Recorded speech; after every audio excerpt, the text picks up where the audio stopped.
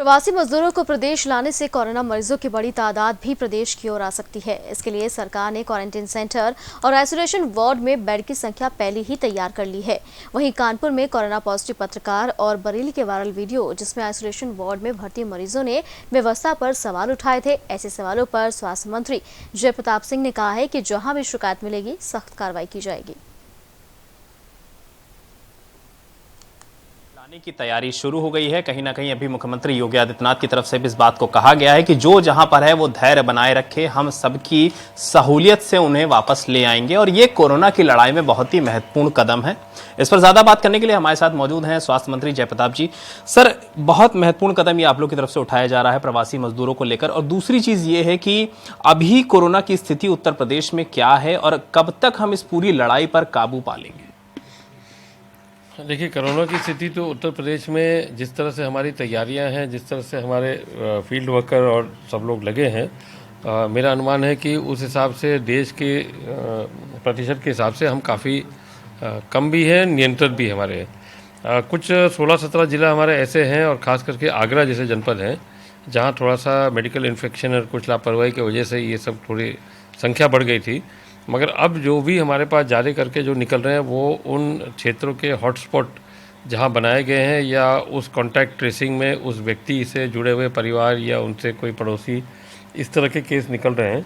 और तीसरी बात, हम सैम्पलिंग भी बहुत अधिक बना दिए। हमने जब इसको शुरू किया था लड़ाई को, तब हम उस समय KGMU का एकमात्र लैब टेस्टिंग था। आज हमारे पास 17 लैब टेस्टिंग है, और आज ही माननीय मुख्यमंत्री जी ने 3-4 और लैब्स को बढ़ाने के लिए कई जगह मैंने चिन्हित भी किया है। उसकी जो प्रक्रिया है उसको भी शुरू कर रहे हैं। तो जितना भी हम सैम्पलिंग करेंगे और जितना टेस्टिंग कराएंगे, खास करके हॉटस्पॉट्स में या उन एरिया में, तो वो सैंपल निकल के आएंगे, पॉजिटिव निकलेंगे तो उसको हम पकड़ भी सकते हैं, नहीं तो अन्यथा वो फिर पता नहीं चलेगा।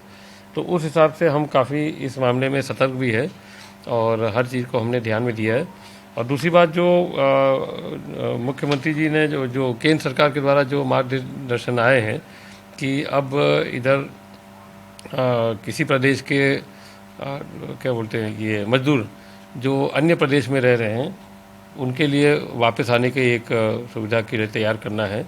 तो वो हमारे मुख्यमंत्री ने सभी मुख्यमंत्री को पत्र लिख के दिया भी है। हमारे चीफ सेक्रेटरी ने भी अन्य चीफ सेक्रेटरी को लिख के दिया है कि वहाँ की उन प्रदेशों में उत्तर प्रदेश के रहे निवासी का पूरा सूची बना ले, उनको क्वारंटीन में रखें और उनको थोड़ा सा टेस्टिंग भी शुरू कर दिए उनके डिटेल लेने के बाद। तो सैम्पलिंग कर लें, टेस्टिंग कर लें, और उसके बाद तब तक, क्योंकि दूर दूर के एरियाज़ हैं, तो हम किस तरह से प्रबंध करेंगे, तो हम उत्तर प्रदेश की सरकार और मुख्यमंत्री जी ने केंद्र के गृह मंत्री से भी वार्ता करेंगे और इसमें अपना देखा जाएगा कि कैसे उनको लाएंगे। तब तक वो सूची बनेगी और उनको तैयार रखा जाएगा। तो जैसे आपने कहा कि धैर्य रखने की आवश्यकता है, समय आ ही गया है। जैसे भी हम लोग को समय मिलेगा, हम अपने जितने भी उत्तर प्रदेश के लगभग 15 लाख का अनुमान है, उन सभी लोग को उन प्रदेशों से वापस लाएंगे। सर, एक महत्वपूर्ण उपलब्धि आप लोगों की है, स्वास्थ्य कर्मचारियों की है, प्लाज्मा टेक्निक पर भी आप लोगों ने काम शुरू कर दिया है। कितनी उपलब्धि अब तक इससे मिली है, क्योंकि बहुत बेहतर रिजल्ट की उम्मीद जताई जा रही थी, क्या सच में बेहतर रिजल्ट अभी तक निकले हैं? देखिए, ये तो पहले बार पूरे देश में किया गया है प्लाज्मा टेक्नोलॉजी के हिसाब से प्लाज्मा से उपचार करने का। परंतु ये KGMU ने जो शुरू किया है, इसको अभी ICMR इसका पूरा क्लिनिकल ट्रायल देखने के बाद ही वो उसको घोषित करेगा।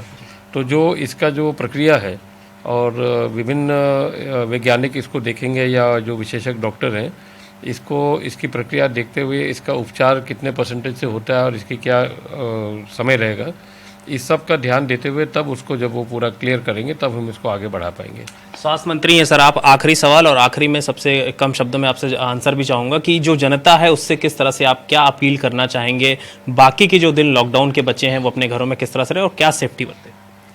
देखिए, लॉकडाउन में तो अभी इस लॉकडाउन के कारण से ही हम लोग अपनी पॉजिटिव केसेस की संख्या पूरे देश में काफ़ी सीमित रखे अन्य देशों के मुकाबले में। तो मेरा तो यही एक संदेश आपके चैनल से है कि जनता थोड़ा धैर्य बना के रखे।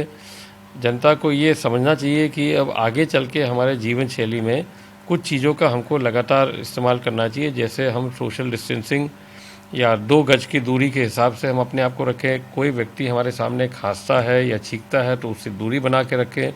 मुंह में ज़रूर कोई गमछा या मास्क या जिस तरह से भी अपना मुंह छुपा रखे। ये चीज़ें ज़रूर हमको करना चाहिए।